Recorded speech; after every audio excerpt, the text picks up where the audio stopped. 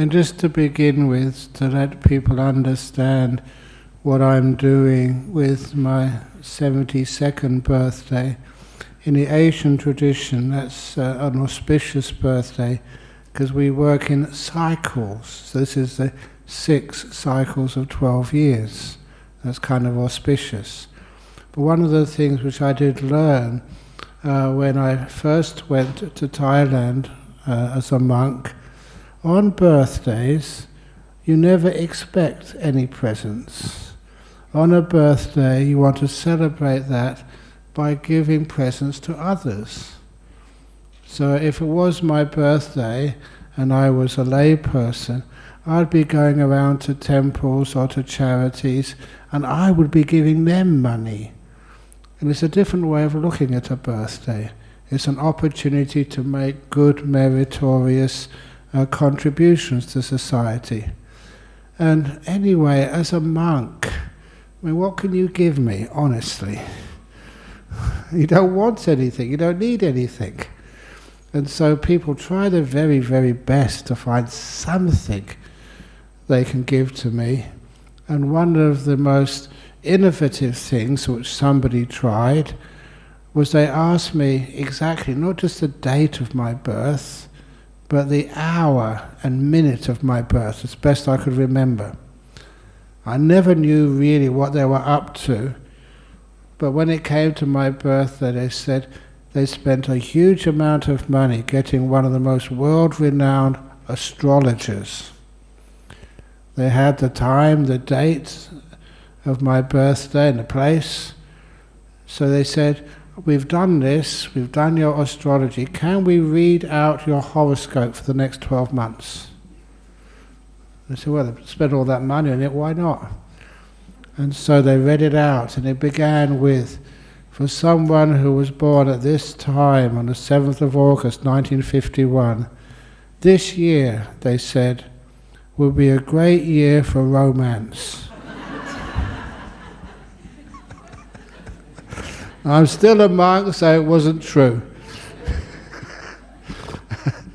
So that was the end of believing in astrology for that. But nevertheless, instead of trying to find something to give for myself, it's nice to be able to support things like when I raise funds for other monasteries. So this year there's 2 monasteries. Little book of not paintings, but charcoal drawings are very beautiful. And so those are going to be used to raise funds for the monastery in Melbourne, the retreat centre there, NBM. We're building a retreat centre there. It's a place just like Jhana Grove, you can go on retreats, it's gorgeous. And the other is to raise funds for Anukampa Bhikkhuni project in UK, in Oxford. That's Ayachanda's place. And it's doing really well over there, but the house they have now is really small and they can't really grow in a small house like that. So trying to raise funds to increase that. So because of that, you got little things like this. I thought this was a dog, but it's apparently a llama. And lamas, of course, are part of the Buddhist tradition, wherever it goes. Is that right? Yeah, that's much better. So it's not worth anything, but it's like cute. And I was told to make it more attractive, you can see that it's very close to Ajahn Brahm. It's very cute, actually. And so that makes it a little bit more auctionable. And everything we auction, it's not worth much money. You can probably get one of these, but pretty cheaply. But that's not the point of auctions, for raising funds for things. It's just the joy of actually doing something good. It's an excuse to be generous, that's all. And of course, anybody who is not wealthy, it doesn't matter. You can all join together. You can keep it one day a year, and the 365 of you join together. Whatever, anyway, but there's a number of items there, and a bit of joy and happiness as well. Not really concerned about the amount of money raised. I'm always concerned about just the joy and the happiness of helping me do something good for other people. So that's the auction thing. So anyway, that's enough about materialism. So now we can do some meditation. So for those of you who are ready. We could, each one of these things, people make them or they give them, and it's just absolutely gorgeous what people do. The amount of time they spent making this was immense. So anyway, now we can do some meditation. So if you'd like to close your eyes and get yourselves comfortable.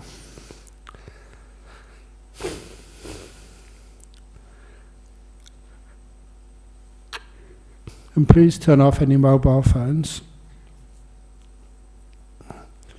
It's very lucky that when the Buddha was meditating under the Bodhi tree there were no mobile phones, otherwise we wouldn't have a Buddha today.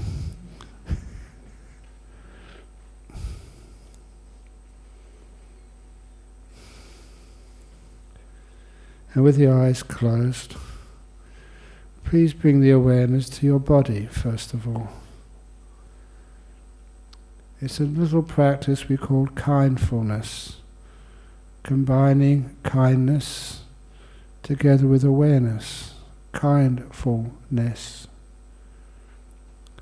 So I'm aware of my body now, but I'm not just being aware of it, I will be kind to it as well. I can feel my legs. And in order to be mindful of them, I do a little simple trick of asking my legs. As I would ask you, are you comfortable?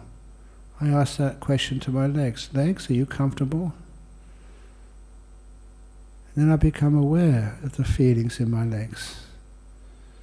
If I find there's anything which I can do to make them more comfortable, which I can, my foot needs to be pushed out a little bit further. And I do that. And one of the advantages of mindfulness is you get feedback. And the feedback, if it's positive, if my legs feel more comfortable, great. If they feel less comfortable, then I'll move my foot again. I'm caring for my legs. And this serves two purposes. First of all, it gets you into a very comfortable meditation position where you're not disturbed later on. And number two, it starts to generate stronger and stronger awareness and kindness. I should actually say a third thing.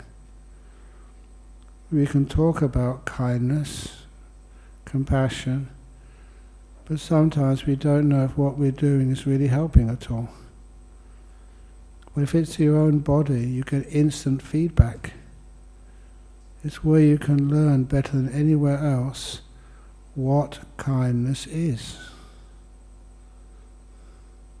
What works for you.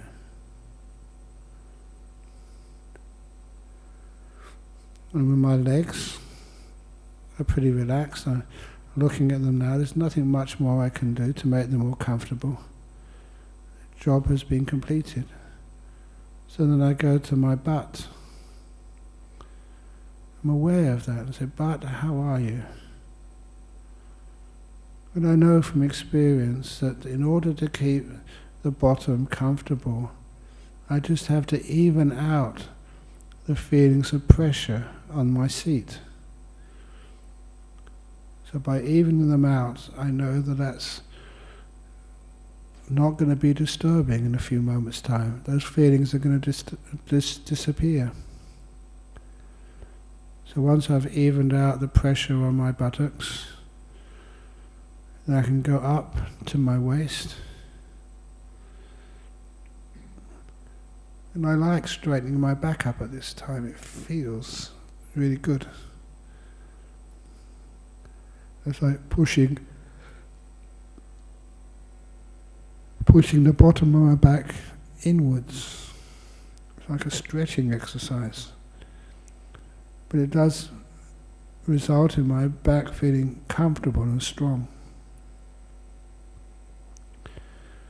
And then I do a quick scan up the inside of my body. And that inside of the body, starting with the digestive tracts.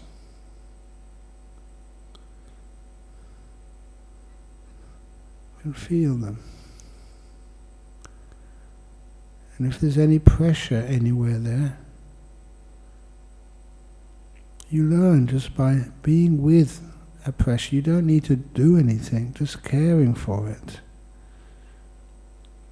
Almost asking for it to relax, and it does. Because I've been doing this for so many years, I can just relax any part of my intestines. Just watch them and see them become more and more at ease, which means that any stomach ache, tummy ache can disappear quite easily. And it goes up to my stomach.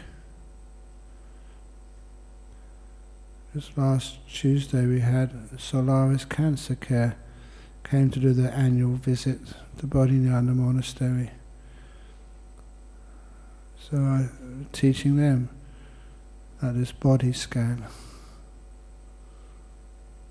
And especially if any of you do have problems with cancers, or you can actually go to those parts of the body which feel like they're aching or they're tight. You just focus on them, the mindfulness, and add the kindness. See how much you can relax, your liver, or relax your kidney, relax the breast. When you're mindful of the body, you can see these diseases come straight away, very early. You don't need to have scans, because you're wise enough. This is your body, you live in it. If you grow awareness and wisdom about it, you can see things very clearly and save your life. Then I go up to my shoulders. My shoulders are a bit tight today, don't know why. But nevertheless, I'm aware of them, kind to them, and give them the gift of relaxation. Shoulders, you don't need to do anything. You can be at ease. Imagine loosening all the ends of my shoulder muscles. So they're not being stretched, they're not being squashed. They're at ease. I go down my arms to my fingers. And I've heard many talks about meditation, people saying where you should put your hands and fingers. Instead of believing them, just ask your hands and fingers. Ask them, how are you? Are you comfortable, fingers? Is there anything I can do to make you more comfortable? I just ask that question of my fingers, and they do want to be adjusted, so I adjust them.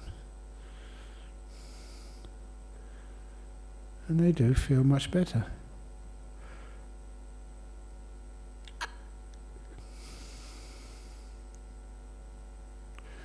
So I go back up to my shoulders and neck. I just did a yawn. That was natural, just what my body wanted to do. I'm not going to fall asleep. And then I go up to my head and try and relax all parts of your head. I'm not going to hold anything tight.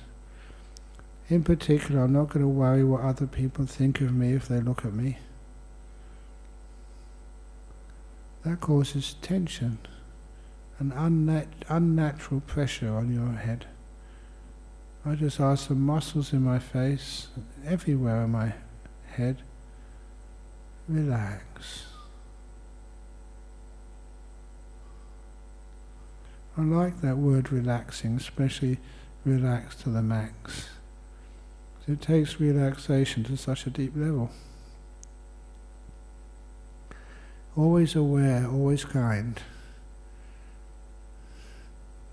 And that's when you notice an insight which was, the more I relax, the more this delightful pleasure arises in my body.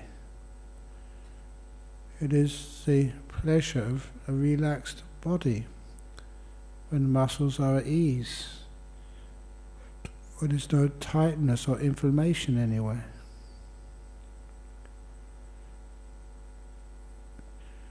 And I actually look out for that. When I notice it arising, I allow it to be the object of my meditation, the pleasure of relaxation. And the reason I do that, because it led me to deeper relaxation, to feeling my body being so at ease, even for a 72-year-old, in a couple of days.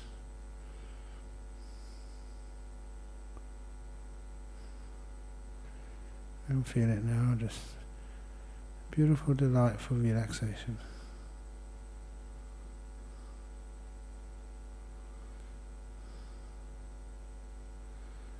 But of course that's not the end of the meditation. That's just relaxing the body. Now I go further to relax the mind.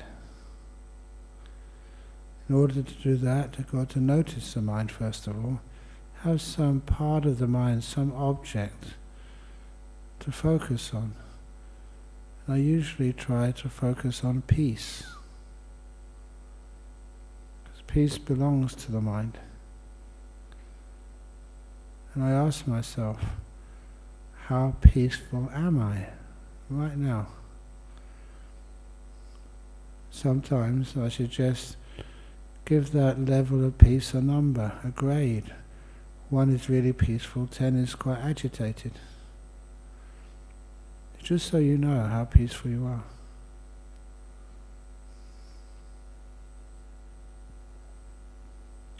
And then, what makes you more peaceful? What are the causes of peace? If you're observing peace clearly, then you soon know the present moment is one of the great causes of peace. The past and the future, no matter how important you think they are, destroy peace.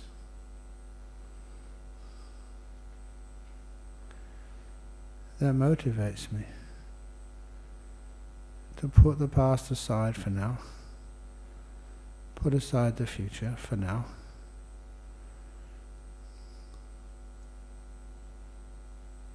and feel the peace get stronger. That becomes the motivation for letting go of past and future. It makes peace stronger and stronger, and that is also delightful.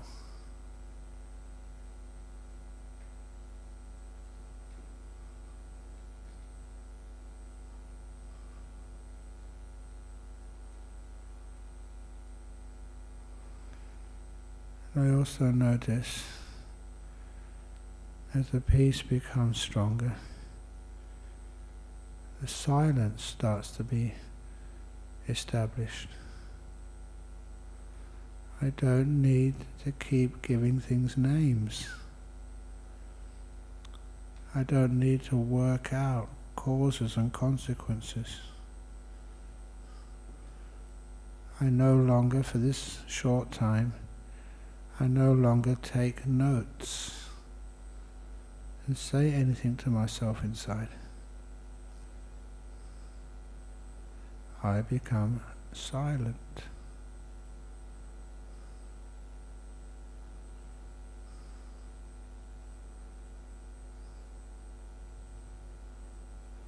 Just like in the forest, a wise owl just looks, but doesn't make any noise. Your mind knows but doesn't say anything.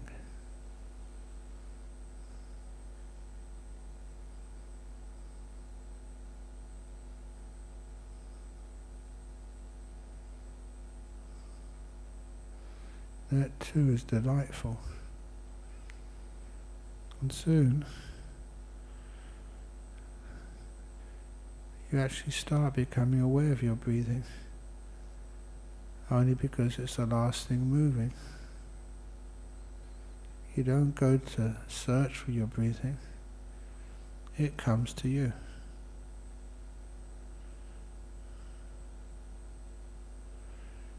You don't decide to look at the breath at this point of the body or another point of the body. This is much more natural. All you do is know the breath's going in, the breath's going out, but you don't know where it's going in or where it's going out.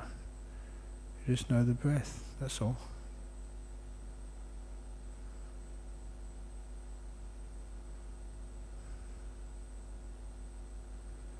And soon it becomes satisfying enough. Your mind doesn't wander away anywhere. Your breath is like being with your best friend. You enjoy hanging out together. And after a while, the meditation really starts to take off.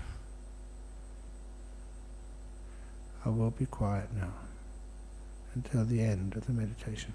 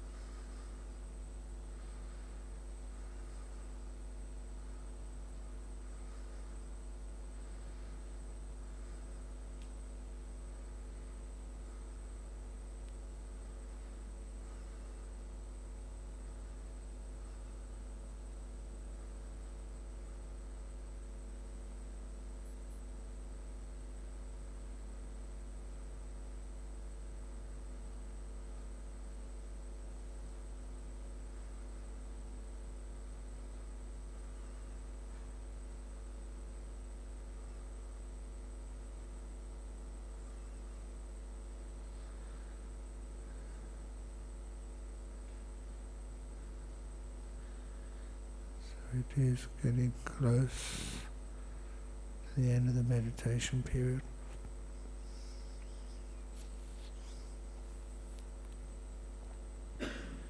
How do you feel inside? Don't open eyes yet. The last couple of minutes of meditation I usually reserve for just assessing, knowing just how still I've become, what that stillness feels like. Relaxing the body is delightful. Stillness of the mind is at another level of joy. Peaceful, content, deeply.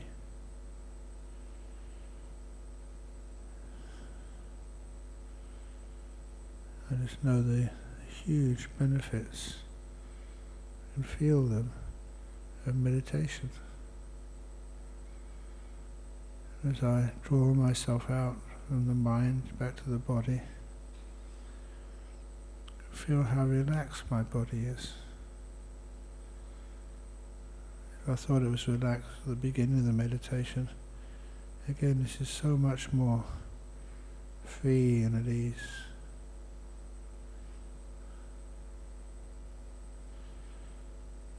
And then I let myself know that in a few moments I would have to open my eyes. I come out gently. So I'll now ring the gong 3 times. And when the third ringing of the gong starts to disappear, that's your signal to come out from the meditation and open your eyes.